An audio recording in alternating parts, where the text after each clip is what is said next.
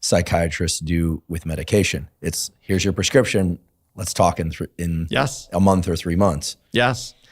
So that's a variable that is probably worth us exploring a little bit here as the conversation continues. Absolutely. You know, that frequent contact and making micro adjustments or macro adjustments to medication or nutrition could be meaningful.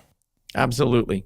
So with this particular patient, early on, he was actually pretty adherent. I was seeing him once a week. And so I could do a lot of education. I was weighing him. I was checking his ketones. I was checking his glucose levels. At that point, I had a blood ketone monitor in my office. So I knew whether he was compliant or not, which is so beneficial in doing clinical work and research on this diet. It's the only diet where within seconds I can have an objective biomarker of compliance or non-compliance. Such a key point. And again, brings to mind for me the parallel with medication. I mean, a patient can say they're taking their medication and unless they're in a hospital setting where somebody's checking under their tongue and all of this, they very well could not be taking it or taking more. And you and I both know that blood draws for neurotransmitter levels are complicated because you want to know what's in the brain and what's functional in the brain. So, and I have to imagine that most people that are prescribed drugs for any number of different psychiatric conditions are not giving blood every time they talk to their psychiatrist or psychologist. No. And when we've looked at, on that front, when we've looked at studies of compliance, the majority of patients are at least somewhat non-compliant with prescription medications. It's not on purpose. They forgot. They take it at night. They were out late. They were off their routine. They forgot to brush their teeth because that's when they take their meds. And so because it was so late, they just crashed when they got home. They forgot to take their meds. Happens all the time. If it's a medication that people take more than once a day, the non-compliance rates are much higher because it's just easy to forget. So it's not that people are willfully, disobeying their doctors or anything else. It's just hard to remember to take meds consistently every day. When you say measuring ketones, I want to drill into this a little bit because it does seem that the presence of ketones and somebody being quote unquote in ketosis turns out to be the key variable. Certainly in your book, that's one of the major takeaways, although there were many important takeaways, that people get into ketosis. Do they have to stay in ketosis? So for instance, I've followed I don't any longer, but I've tried in the past the so-called cyclic ketogenic diet where every third or fourth day you get some pasta or rice, et cetera. And that was interesting as an experiment. But to stay in ketosis, what sort of blood levels of ketones do you like to see in your patients? What is the range that you think most people could aspire to? So it really depends on the patient and what I'm treating, quite honestly.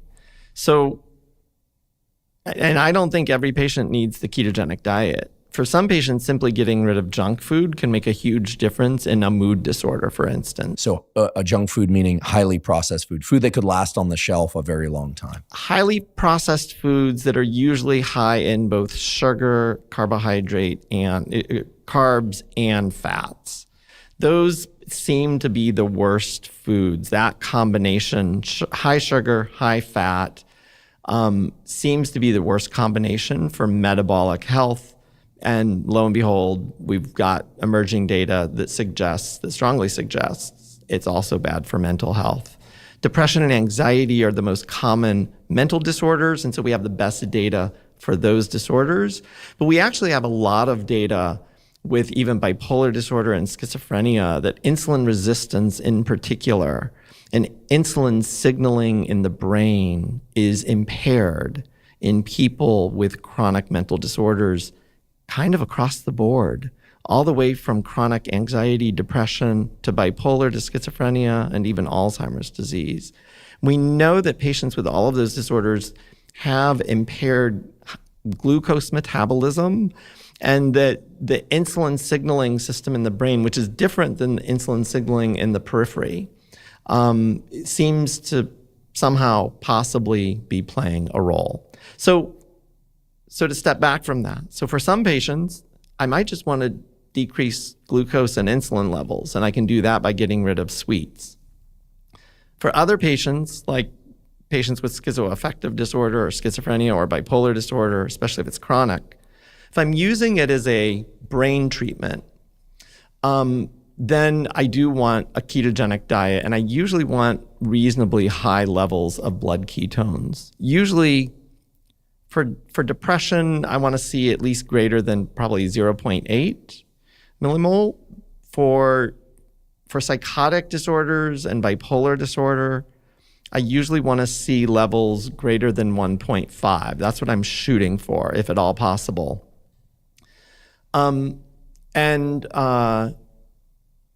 So yeah, I think that's what I'd go for. Mm-hmm. Yeah. So, and sorry, I didn't mean to imply that people need to be in ketosis in order to see some mental health benefits from changing their diet.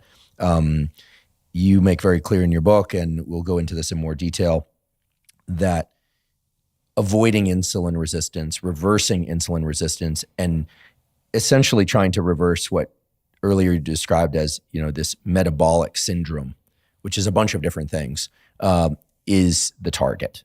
And for some people, getting rid of highly processed foods and focusing mainly on non-processed or minimally processed foods will really help. For others, going straight to the full-blown ketogenic diet will be of most benefit.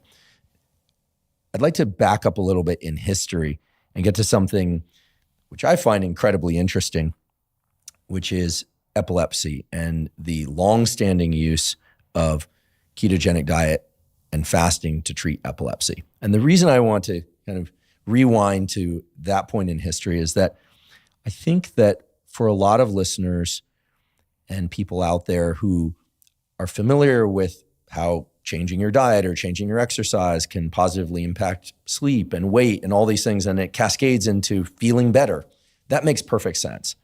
But for a lot of the world still, the idea that changing or using nutrition as a dissection tool or as a treatment tool to understand and treat mental illness is still a kind of heretical idea. That to them, it kind of falls in the, okay, well, that's like a woo science or something like that. Now, obviously, you're a board-certified physician and psychiatrist at arguably one of the finest medical schools in the world, Harvard Medical School. Even though I'm on the Stanford side, we acknowledge our East Coast You're the friends. Harvard of the West Coast. We're not going to talk. We're not going to talk. Or we're the Stanford of the East Coast. That argument could go back and forth a number of times, but this is you're a serious clinician and a serious scientist, and you're a serious thinker. But for a lot of people out there, the notion of using diet, they immediately think, well, that makes perfect sense. Or I think there's a category of people who think, well, yeah, didn't Atkins die of a heart attack? I hear that a lot, So like that was crazy, like people that immediately discard the Atkins diet for that reason, which I do think is throwing the baby out with the bathwater, but it's an interesting thing nonetheless. And then I think that the majority of people sit in the middle and just want to see science and medicine come up with treatments that work. And I have to say I'm very relieved to hear what you said earlier, which was you never said that people should come off their medication and just go on a ketogenic diet and everything will be cured. You're certainly not saying that. No. And rather you're saying, if I understand correctly, that nutrition needs to be considered one of the major tools in the landscape of effective tools, and that it can be very effective, evidenced by the story that you shared. And there are many other stories in there as well of truly miraculous transformations. So let's talk about epilepsy and how the ketogenic diet is not just used for epilepsy, but is one of the oldest, if not the oldest, examples of the use of nutrition to treat a condition of the nervous system that can be incredibly debilitating, even deadly. Yeah. And the reality is that this literature and this clinical history and all of the research we have was the godsend that I needed to do the work that I'm doing. Otherwise, I would have been discredited on day one. Chris Palmer's claiming that a dietary change can influence schizophrenia or schizoaffective disorder. That's impossible, and he's a quack. But the thing that immediately got me credibility was I didn't focus on it as a diet. I did a deep dive into the epilepsy literature. So the ketogenic diet, unbeknownst to most people, was actually developed 100 years ago, 1921, by a physician for one and only one purpose: to treat epilepsy. It wasn't developed as a weight loss diet. It wasn't developed as the diet that all human beings should follow. And the reason it was developed is because of this long-standing observation since the time of Hippocrates that fasting can stop seizures. Now, fasting is not a healthy diet. Fasting is the process of no diet. But so we now understand a tremendous amount of science. Most people think going without food is bad, and they equate it with starvation. But in fact, when we go without food, it causes tremendous shifts in metabolism, both brain and body metabolism. And it puts the body into a mode of autophagy and conservation of resources and all sorts of things that are beneficial to human health. And this is why fasting has been used as a therapeutic intervention in almost every culture and almost every religion for millennia. But for the most part, that was all thought to be religious folklore. That was just crazy talk. And those stupid people way back then, thought God cured everything. And so they fasted and they just assumed that they were getting better. Well, in 1921, one physician used intermittent fasting on a child with seizures and found that, oh, lo and behold, this religious folklore stuff has something to it. It actually worked. The problem with fasting is that you can only fast for so long before you starve to death, and that's not a very effective treatment. And this child was ingesting water, correct? Yes. It was just food elimination fasting. Food elimination. Okay. So no special diet. But the problem with fasting for epilepsy is that as soon as people start eating a normal diet again, their seizures usually come right back, oftentimes with a vengeance. And so it can be a good short-term intervention. If the fasting can take a few days, because it can take a few days to get ketosis, and then you can get some relief from chronic seizures. But it's not a good long-term treatment because, again, people will starve to death. As soon as they start eating, seizures come back. So it was actually Dr. Russell Wilder at the Mayo Clinic who developed the ketogenic diet with one and only one purpose. He wanted to see, can we mimic the fasting state using this special diet to see if it might stop seizures long term? And lo and behold, it worked. Early results were extraordinarily positive. 50% of patients who used the ketogenic diet became seizure-free, and another 35% had a 50% or greater reduction in their seizure frequency. So about 85% efficacy rate. Sorry to interrupt. I didn't mean to do that there. Was it just for pediatric epilepsy or for adult epilepsy as well? So back in the 1920s, we didn't have many anti-epilepsy treatments, and a lot of adults were struggling as well. So they were using it on anybody who would do the diet. By the 1950s, pharmaceuticals were coming out, and we had many more anticonvulsant treatments. And there's no question they work for a lot of people. That's great. And taking a pill is so much easier than doing this diet.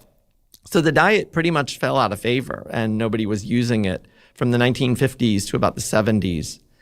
But lo and behold, even to this day, people with epilepsy, about 30% don't respond to the current treatments that we have available. 30% will have treatment-resistant epilepsy, which means they continue to have seizures no matter how many anticonvulsants they're taking, even if they've had brain surgery. It just doesn't stop their seizures. And so in the 1970s, the ketogenic diet was resurrected at Johns Hopkins for these treatment-resistant cases. And lo and behold, it works. Not for all of them, but it works. And about 1/3 become seizure-free. And these are people who've tried everything and nothing's working. So 1/3 becomes seizure-free. Another third get a clinical benefit, meaning a 50% or greater reduction in their seizure frequency. And the other third, it doesn't seem to work. It's not always clear if that's because of noncompliance or if that's because the diet's just not working, but about a third. Seizure freedom, reduction in seizures, or it just doesn't work. And so the reality, the godsend for me is that we have decades of neuroscience research on the ketogenic diet and what it is doing to the brain. We know that the ketogenic diet is influencing neurotransmitter levels, in particular glutamate, GABA, adenosine. It changes calcium channel regulation and calcium levels, which is really important in the function of cells. It changes gene expression. It reduces brain inflammation. It changes the gut microbiome, and gut microbiome is a huge topic right now, and there are some researchers who argue that is the primary benefit of the ketogenic diet. It's changing the gut microbiome in beneficial ways. So it's doing a lot of things. It obviously improves insulin resistance, lowers glucose levels, lowers insulin levels, which improves insulin signaling. The key for my research that I've outlined, the real magic, is that this diet stimulates two processes that relate to mitochondria. It stimulates a process called mitophagy, which is getting rid of old and defective mitochondria and replacing them with new ones. And it also stimulates a process called mitochondrial biogenesis, which means that after people have done the ketogenic diet for a while, months or years, many of their cells in their bodies and brains will have more mitochondria, and those mitochondria will be healthier.